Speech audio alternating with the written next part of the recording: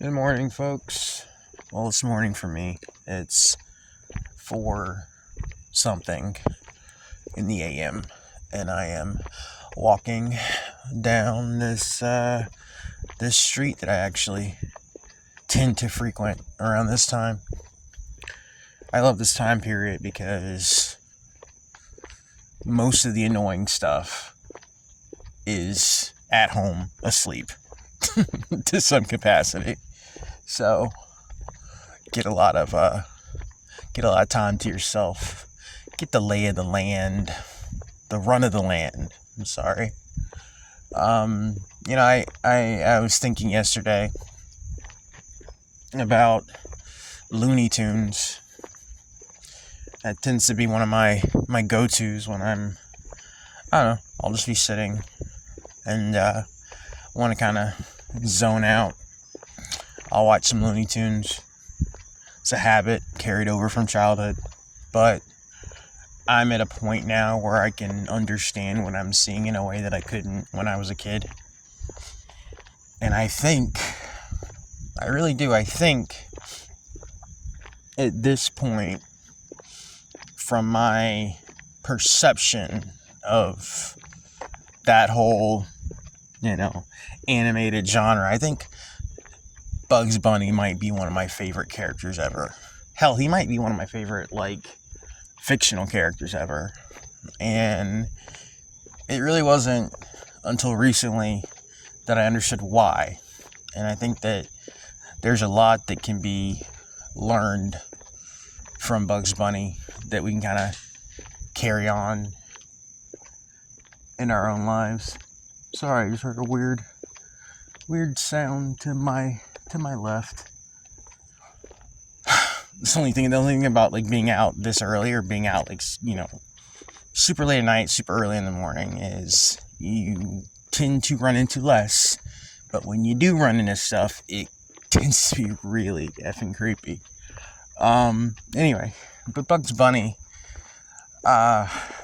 it's really funny, what I love about that character is he doesn't buckle under stress, and more importantly, he has this weird, if we want to talk about archetypes, obviously, Bugs is the archetypal trickster. He's the trickster character, but it's more interesting than that. He has this weird ability to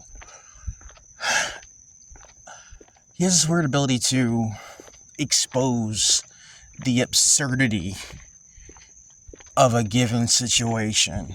Like, he understands it's absurd and he laughs at it. He makes fun of it. And 9 times out of 10, on the surface, those situations are veiled in some kind of attempt to basically either kill him. Most of the characters that you see in those cartoons, with the exception of Daffy and a few other people, Daffy just doesn't like Bugs, so they have these back and forths, because they don't like each other. But most of the time when something or somebody is after Bugs, it's because they're trying to kill him. They're trying to, either eat him or mount him on a wall. And he knows this, but he understands that the people coming after him are absolutely, it's so stupid. He gets that. If anything, he's probably one of the few that understands that he's in a cartoon. Where it's a lot of the characters that he runs into, they take themselves very seriously, and they, it's very much like that. They don't get it, but he does. He understands, and he exposes that. And I think those are the 3 things that I really admire about Bugs. He exposes the absurdity of any given situation. He doesn't let it get to him to that point. You know, like he doesn't let it get to the point where he's legitimately like sweating, or, you know, very rarely do you see Bugs genuinely freak out. You know, when Bugs genuinely freaks out, it's a lot of times just because he's encountered something that even he isn't quite familiar with. It might be out of the realm of even his, you know, understanding. But what I love about him is he finds a way to immediately adapt to that situation, and then he's back to the same, you know, cool under the collar Bugs. So that's the second. And so I said, what did I say? The two, like I said, the absurdity, he doesn't let it get under his, you know, he doesn't let it scare him. And I think the third really kind of goes into the second, is like his ability to adapt to almost any situation. Like 2 and 3 are kind of, you know, hand in hand, I guess, in a lot of ways. But he has this really unique ability to adapt to any situation that he runs into. Doesn't matter. It can be an alien from Mars that wants to vaporize him. It can be Elmer Fudd and a revolving door of, you know, tag-along hunting dogs. It doesn't matter. It can be Daffy with his just usual bullshit. Bugs is always smarter than everybody in the room. You know? And again, it's about I guess the other aspect too is he's able to, if we're gonna add a fourth in, you know, he's able to, like, he flips everything on people. He'll flip it on you. If you think that you've got it worked out to this point, he's gonna completely pull the rug from under you and show you, yeah, we're walking on the ceiling now. Deal with it, you know, and just watches like they can adapt, but he can. And I think that there's so much there's such a wisdom in that.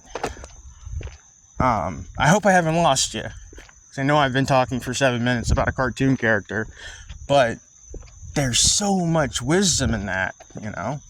And I think it's like, I'm watching these cartoons and, you know, it's beyond hilarious. Like, it's just like, and this is what I always try to instill, if anything.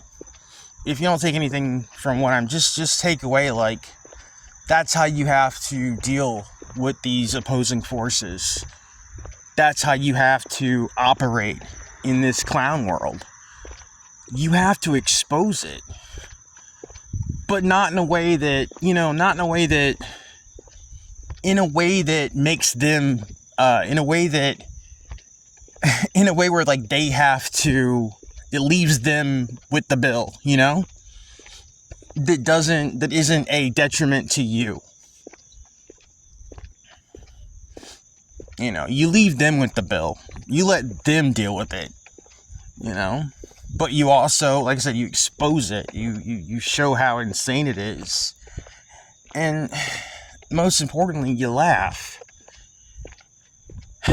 You laugh because we live in a clown world. I love that term. It's very much that, you know. And they'll come at you in all, like, again, you know, whether it's Elmer Fudd and his hunting rifle, or whether it's a Martian. Flying saucer lands in your backyard and a Martian gets out saying, you know, you laugh at it. It's, you know, it's so stupid, you know. The contributing factors in this joke of a clown world that led to that are so insane, so funny, you can't help but to laugh. And that takes the piss out of most of this stuff.